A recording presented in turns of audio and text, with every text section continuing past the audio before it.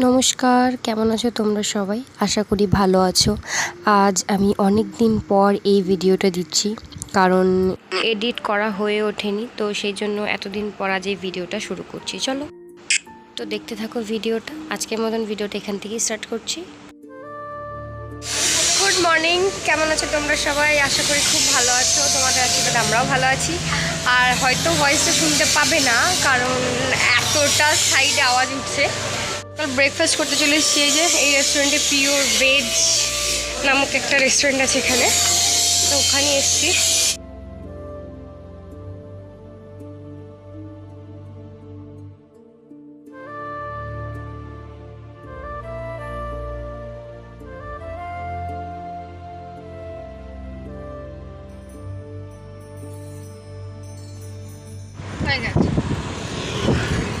তো আমরা বেরিয়ে গেছি ঘুরতে। আমাদের ব্রেকফাস্ট করা কমপ্লিট হয়ে গেছে, আর আমাদের ড্রাইভার দাদাও চলে এসছে। তো আচ্ছা, গ্যারেজে লাগাবি না? তো আমরা বেরোচ্ছি এখান থেকে। বেরিয়ে এখন প্রথমেই যাবো ওই আইল্যান্ডে, যেখানে 5টা জিনিস আছে যেটা পরপর ওখানে দেখানো হবে। আর এই দাদারাই ব্যবস্থা করে দিয়েছে আমাদের, মানে সব বলেই দিয়েছে যে ওরাই বোট ফোট ইন্তজাম ওরাই সব করে দেবে, আর জাস্ট আমরা দেখাই যাক, তো তোমাদের সঙ্গে শেয়ার করবো। তো চলো ব্লগটা স্টার্ট করছি।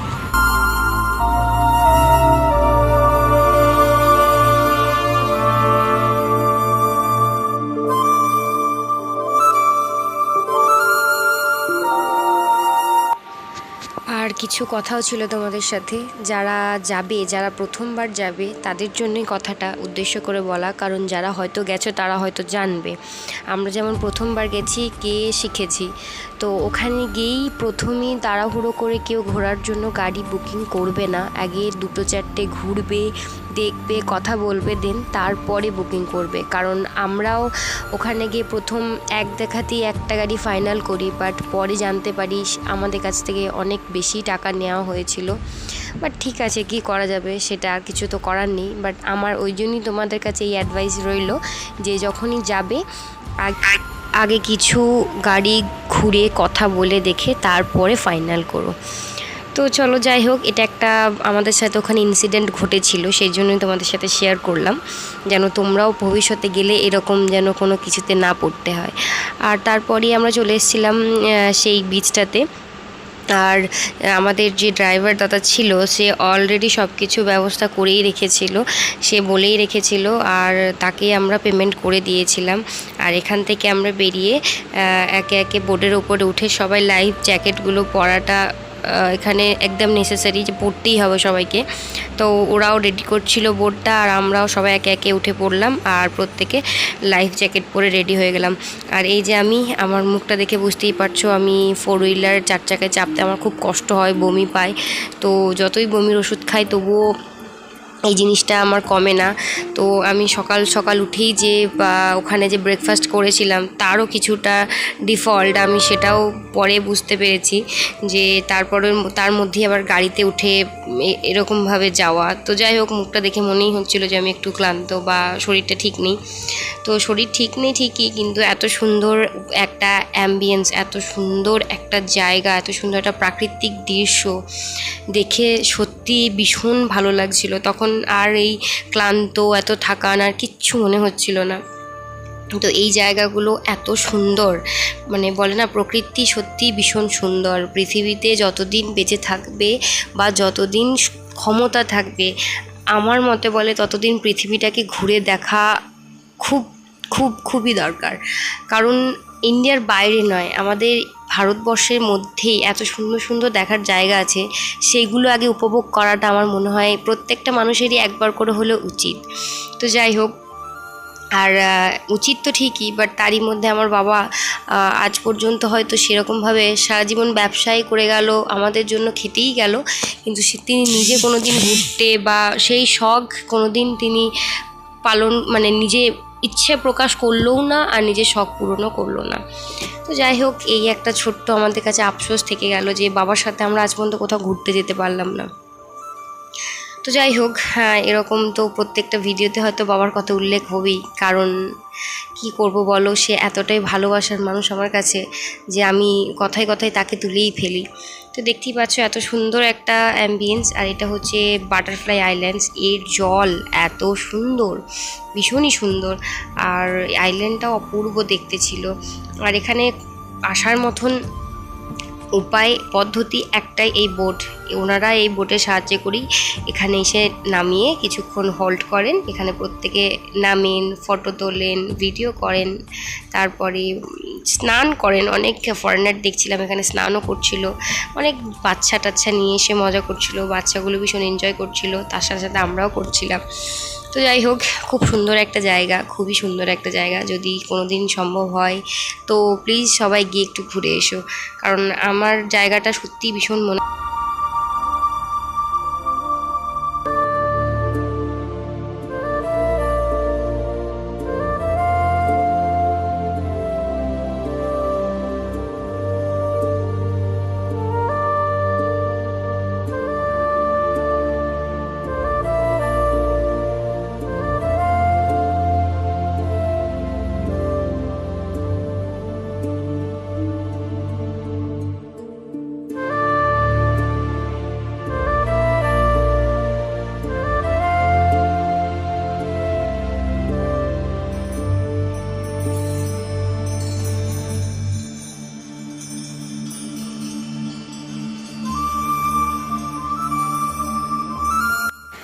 তো প্রায় অনেকক্ষণ ঘোরাঘুরি করলাম জলের মধ্যেই। আমাদেরকে 5টা আইল্যান্ড ঘুরে দেখালো, বাটারফ্লাই আইল্যান্ডে নামালো, দেন তারপর ওখান থেকে নিয়ে আমাদেরকে অন্য একটা বিচে নামালো। যেই বিচে আমরা উঠেছিলাম সেটাতে আমরা নামিনি, কারণ ওই ড্রাইভারের সাথে কথা অলরেডি হয়ে গেছিলো যে ওই দাদা এই বিচেই আসবে, তো ওরা আমাদেরকে এখানেই ছেড়ে দিয়ে গেছিলো। তো এই বিচটা বেসিক্যালি ফরেনারদের জন্যই, কারণ 80% ফরেনারই এই বিচে আমরা দেখতে পেলাম, ইন্ডিয়ান খুব কম। আর এই যে এই গোলাপি রঙের যে জামাটা পরে আছে, টি শার্টটা, এটাই হচ্ছে আমাদের সেই ড্রাইভার দাদা। তো ব্যাস, এবার আমরা এখান থেকে বেরোবো। এখন সব পাঠা ঝাড়াঝুড়ি চলছে আর জুতো পরা চলছে আবার, কারণ যেহেতু বালি, প্রচুর বালি, সিরিয়াসলি প্রচুর বালি। এই এখানে বসেছিলাম এই শ্যাকটার মধ্যে, এদেরই ওয়াশরুমে গিয়ে আমরা জাস্ট পাগুলো ধুয়ে নিয়ে আবার জুতো পরে দিলাম। তো চলো এখান থেকে বেরোই, এবার বেরিয়ে অন্য একটা জায়গায় যাবো, সেখানে আমরা ঘুরে ঘুরে আসলাম পালোনিয়াম বিচ। ঘুরে আসার পরে কিছুটা দূরেই আসার পরে এখানে একটা ডাবের জল দেখতে পেলাম, আগেও দেখতে পেয়েছি, বাট ওখানে এসেই দাঁড়িয়ে জাস্ট এখন আমরা ডাবের জলটা খাচ্ছি। এখান থেকে আবার চলো এখান থেকে বেরিয়ে দেখো। তো আমরা সবাই মিলে ওখানে ডাবের জল খেয়ে তারপরে ওখান থেকে বেরোলাম আমরা হচ্ছে আগোয়াডা ফোর্ট দেখার জন্য। ফোর্টটা দেখবো বলে আমরা ওখান থেকে বেরোলাম। যাওয়ার সময় এত কাজুর বাগান, ওখানে পাহাড়ের গায়ে গায়ে প্রচুর কাজু চাষ হয়। আশা করি কম বেশি সবাই জানো যে এখানে প্রচুর পরিমাণে কাজুর চাষ হয়। তো ওখান থেকে আমরা ওইগুলোই দেখছিলাম, আর আমাদের যে ড্রাইভার ছিলেন সে দাদাকে বলছিলাম যে একটা ফল আমাদেরকে পেড়ে দিতে। তো ও একটা কেন অনেকগুলো ফল পেড়ে দিয়েছিল। তো সেগুলো একটু ওখান থেকে দেখলাম, মজা করছিলাম। আর তারপরে এটা করতে করতে প্রায় দুপুর লাঞ্চ টাইম হয়ে গেছিলো। তো ওই দাদাকে বলাতেই যে আমাদেরকে একটা অথেন্টিক গোয়ার যে থালি হয় সেটা যেন খাওয়ায়, তো সেটার জন্যই। তো ওই ফোর্টের কিছুটা আগেই এই একটা রেস্টুরেন্ট ছিল, তো এখানেই আমরা এলাম। তো এসে এখানেই আমরা লাঞ্চটা কমপ্লিট করে তারপরে আমরা একটু পরেই আমরা এখান থেকে বেরোবো ফোর্টের উদ্দেশ্যে। আর এই যে কথা বলতে বলতে আমাদের লাঞ্চ দিয়ে চলে গেছে। তো এর মধ্যে ভাত ছিল আর একটা ফিশ ছিল, এই ফিশটার নামটা আমার এখনও মনে আছে, চানাক ফিশ। আর ড্রাই ফিশ ছিল, ক্যাবেজের তরকারি ছিল, একটা কারি টাইপসের ছিল। তো এটাকে বলে ওদের তো ওনারাই বলছিল এটা হচ্ছে অথেন্টিক গোয়ান থালি। টেস্ট ছিল, খাবার খারাপ ছিল না, সত্যিই ভালো খাবার ছিল। আর তারপরে ওখান থেকে খাওয়া দাওয়া করে কমপ্লিট করে নিয়ে একটু আমরা ওখানে রেস্ট করেছি, খুব রোদ ছিল, রোদটা একটু কমার জন্য। তারপর ওখান থেকে আমরা বেরিয়ে চলে গেলাম ফোর্টের উদ্দেশ্যে।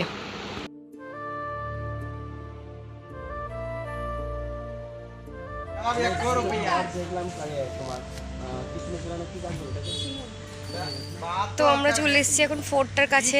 এক্স্যাক্ট আমরা যেই টাইমটা এসেছি এই টাইমটা ফোর্টের টাইম ঠিক নয়, বাট ঠিক আছে, আমাদের এখন এখানেই আমরা কাছেই লাঞ্চ করেছি বলে আমরা এখনই চলে আসলাম। তো চলো যাই, গিয়ে দেখি। আর এটা হচ্ছে ফোর্টে ঢোকার এন্ট্রেন্স। আর এখানে প্রথমে তোমাদের এন্ট্রি করাতে হয়, যাওয়ার টাইম আবার বেরোচ্ছি কোন টাইম সেগুলো সব এন্ট্রি করাতে হয়। আর এই যে আমরা ঢুকে পড়েছি ফোর্টের ওপর। এত গরম ছিল ওখানে, এত গরম ছিল, খুব কষ্টও পেয়েছি, আবার ঘুরতে বেশ মজাও লেগেছে। এই অ্যাম্বিয়েন্সগুলো এত সুন্দর, এই প্রকৃতির দৃশ্যগুলো দেখলে অটোমেটিকলি ক্লান্তি দূর হয়ে যাচ্ছিলো। তো তোমরাও একটু এই প্রকৃতিটা এনজয় করো, এত সুন্দর একটা ভিউ এনজয় করো।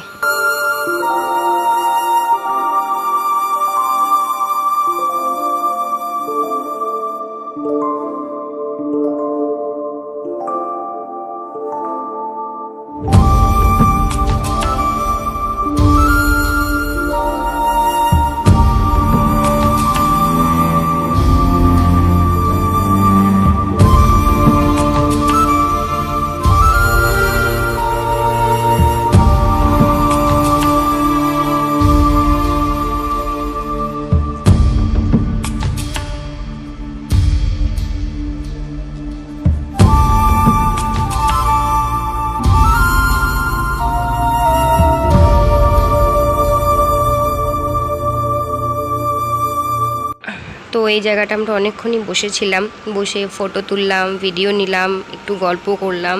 তো তারপর এখান থেকে, আর সত্যি কথা বলতে কি, যতটা না ফোনে সুন্দর লাগছে তার থেকে নিজের চোখে গিয়ে দেখা আরও অপূর্ব সুন্দর। ক্যামেরাবন্দিতে অতটাও সুন্দর না লাগলেও সামনাসামনি আরও সুন্দর। তো ওখান থেকে বেরিয়ে আমরা চলে আসলাম এদের একটা মিউজিয়ামে। তো এই মিউজিয়ামে এসে আমি এতটাই ক্লান্ত হয়ে গেছিলাম যে মানে ঘুম পাচ্ছিল প্রচুর পরিমাণে। আর সারাদিন এত গাড়ির জার্নি আমার অভ্যাস নেই করা, সেজন্য আমি আরও ক্লান্ত হয়ে পড়েছিলাম। তো এই ভেতরে গিয়ে ভিডিও ক্যামেরা এগুলো আর কিছু করা হয়ে ওঠেনি। তো যাই হোক, তারপর ওখান থেকে আমরা বেরিয়ে গেলাম। যে হোটেলে আমরা ছিলাম সেই হোটেলের উদ্দেশ্যে আমরা ওখান থেকে রওনা দিলাম।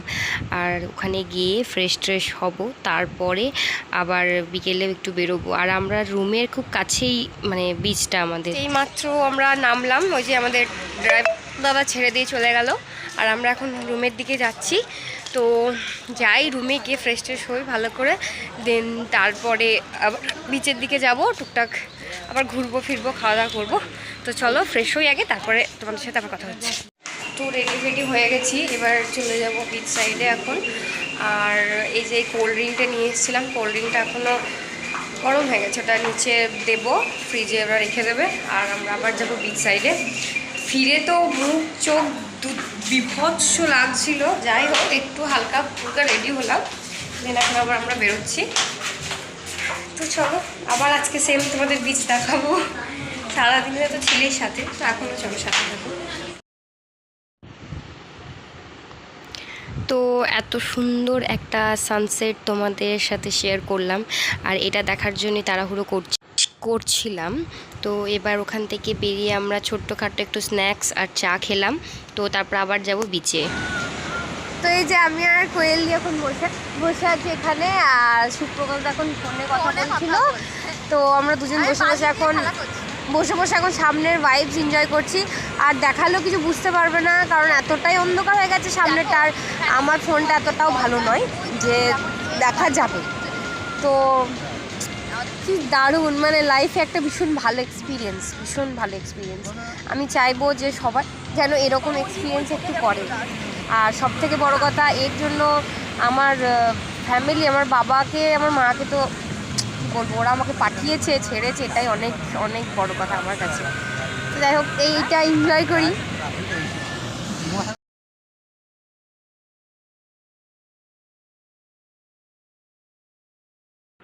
তো ওখানে আমরা বেশ কিছুক্ষণ বসে থাকার পর একটু পর মানে দেখতে পেলাম দূর থেকে কিছু বাজি টাজি ফাটছিল। আই থিঙ্ক ওখানে হয়তো কিছু ইভেন্ট বা কিছু চলছিল, সেই জন্য এত সুন্দর বেশ দেখতেও পাচ্ছিলাম।